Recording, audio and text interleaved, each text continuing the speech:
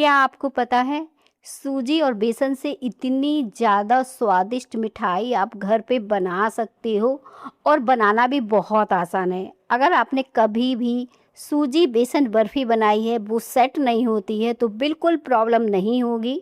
मेरे तरीके से अगर आप सूजी बेसन बर्फ़ी बना के तैयार करोगे, तो चलिए बिना देर किए शुरू करते हैं सूजी बेसन बर्फ़ी को बनाना।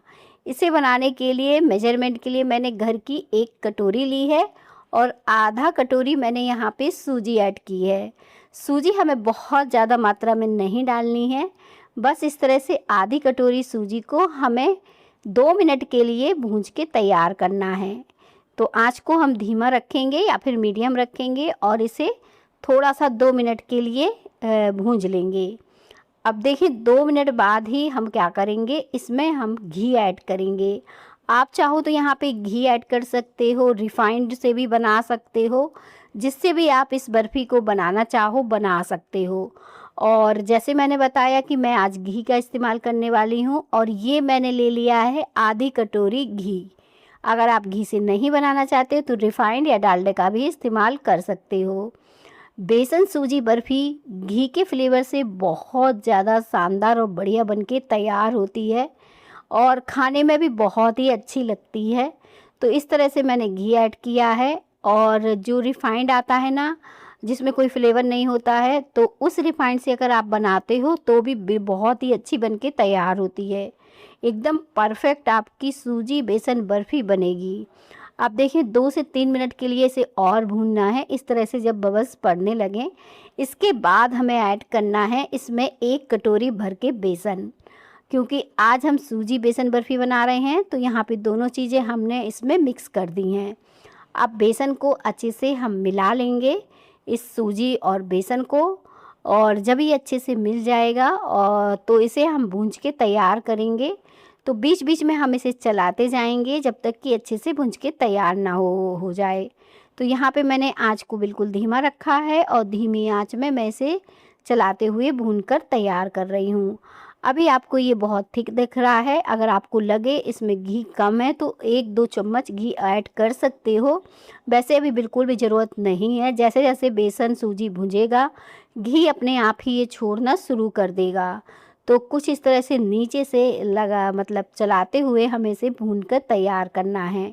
अब इसमें देखें कितना बढ़िया दाना आया है, मैं इसे पास से दिखा रही हूँ क्योंकि इसमें इसीलिए मैंने थोड़ा सा सूजी ऐड की थी कि जो हमारी बर्फ़ी बने एकदम दानेदार भुरभुरी सी बन के तैयार हो।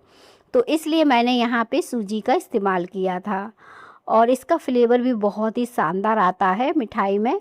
तो यहाँ पे देखिए मैंने इसे हल्का सा कलर चेंज होने तक इसे भूंज के तैयार किया है और अपने आप ही जब ये भुन जाती है ना सूजी बेसन, तो इस तरह से घी छोड़ देता है, थोड़ा सा इस तरह से आपको दिखने लगेगा। और लास्ट में इसमें ऐड करेंगे 1 चम्मच दूध, इससे ज़्यादा दूध बिल्कुल भी नहीं डालना है। दूध सिर्फ हमने इसलिए डाला है कि जो हमारी मिठाई है वो सेट हो, तो बहुत ज़्यादा हार्ड ना बने और सूजी भी अच्छे से फूल जाए, ये 2 काम करेगा। और इसे हम अच्छे से चला देंगे और गैस को बंद कर देंगे और इसे साइड रखेंगे। आपको देखने से पता चल रहा होगा बहुत ही बढ़िया खुशबू आ रही थी बेसन से। तो इसे साइड रखने के बाद अब क्या करेंगे, 1 कटोरी भरकर मैंने चीनी ली है, लेकिन अगर आपको चीनी थोड़ा सा कम करना है तो कर सकते हो, बहुत ज़्यादा कम करने की ज़रूरत नहीं पड़ेगी आपको, और थोड़ा बहुत कम करना चाहो तो कर लो। अब यहाँ पे आधी कटोरी आपको पानी डाल देना है और पानी डालने के बाद 2 मिनट के लिए इसे चलाते हुए इस चीनी को घोल लेना है। चीनी को ऐसे ही छोड़ देंगे ताकि ये थोड़ी सी पक जाए और गाढ़ी हो जाए, जब तक हम दूसरी तैयारी कर लेते हैं। तो यहाँ पे थाली को पहले से ही ग्रीस करके रख लेंगे ताकि हमारी बर्फ़ी जल्दी से इसमें डाल सकें। तो इस तरह से तेल या घी से इसे ग्रीस कर सकते हैं, जैसे भी आप करना चाहें, या फिर इसमें बटर पेपर भी लगा सकते हैं, लेकिन मैंने बहुत ही सिंपल तरीके से इसे ग्रीस कर लिया है और ऐसे ही मैं बर्फ़ी को सेट करूँगी। आप क्या करेंगे, एक मिक्सी का जार लेंगे और अगर आप ड्राई फ्रूट डालना चाहें तो डाल सकते हैं, इन्हें स्किप भी कर सकते हैं। तो मिक्सी के जार में थोड़े से ड्राई फ्रूट डालेंगे और इलायची डालेंगे। तो यहाँ पे मैंने 2 इलायची ली हैं और यहाँ पे मैंने बादाम लिए हैं 10 से 15। ये पूरी तरह से ऑप्शनल है, आप चाहो तो इन्हें स्किप भी कर सकते हो। काजू और बादाम दोनों भी डाल सकते हो और इनका एक पाउडर बना के इस तरह से तैयार करेंगे। इसका फ्लेवर भी बहुत ही अच्छा आता है मिठाई में। तो यहाँ पे देखें, अब हमारी चाशनी भी काफ़ी गाढ़ी हो चुकी है, अच्छे से ये पक चुकी है, एकदम चिपचिपी सी हो गई है। लेकिन आज हम एक तार वाली चाशनी बनाने वाले हैं, तो इस तरह से आपको थोड़ी सी चाशनी लेना है और कटोरी के ऊपर डालकर इसे चेक कर लेना है। इसका तार देखना है कि बन रहा है कि नहीं, या फिर इस तरह से आप कटोरी के ऊपर डालने के बाद इस तरह से ये बहेगी नहीं, बहुत ही अच्छे से थिक रहेगी। और जब इस तरह से तार बनाएंगे तो एक तार ईजिली तरीके से ये बनता दिखाई देगा। तो इस तरह से एकदम परफेक्ट हमारी चाशनी बनके तैयार है। तो इन दोनों तरीकों में से कोई भी तरीके से आप चाशनी को चेक कर सकते हैं। तो अब जो हमारा बेसन था, अब हम इसमें जो हमने बादाम पीसा था इसे डाल देंगे और आँच को बिल्कुल धीमे पे कर देंगे और अब चाशनी को भी ऐड कर देंगे और अच्छे से इसे मिक्स करेंगे। और बस इसे 2 मिनट के लिए ही हमें इस तरह से चलाते हुए पकाना है। इसके बाद भी मैं आपको एक बार और चेक करना बता दूंगी, ताकि आपकी मिठाई बिगड़े नहीं, अच्छे से एकदम परफेक्ट ये सेट हो पाए। तो पहले आपको 2 मिनट के लिए इसी तरह से चलाते हुए इसे थिक कर लेना है। देखें अभी कितनी पतली दिख रही है, तो 2 मिनट बाद ही अपने आप ही थिक हो जाएगी। तो देखें अब काफ़ी थिक हो गई है, तो कटोरी के ऊपर इसे निकाल लेंगे क्योंकि अभी ये बहुत गर्म है। और फिर से इसे चला देंगे ताकि ये नीचे से लगे नहीं। अब इसका एक गोला बनाएंगे इस तरीके से। देखिए ये बहुत ही ईजी तरीके से गोला बन रहा है, उंगलियों में बिल्कुल भी चिपक नहीं रहा है। तो यानी ये हमारी मिठाई जो है ना एकदम परफेक्ट सेट होने के लिए तैयार है।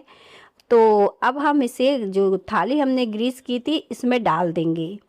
डालने के बाद हम इसे अच्छे से फैला देंगे, चारों तरफ अच्छे से फैला दीजिएगा। पतली मोटी आप अपने हिसाब से बर्फ़ी को रख सकते हैं और इसके ऊपर बारीक कटे हुए ड्राई फ्रूट वगैरह भी डाल सकते हैं। गरम गरम में ड्राई फ्रूट डालेंगे तो ये भी अच्छे से चिपक जाएंगे और सेट हो जाएंगे। तो इस तरह से मैंने डालने के बाद इसे आपको हल्के हाथों से दबा देना है, एकदम हल्के हाथों से।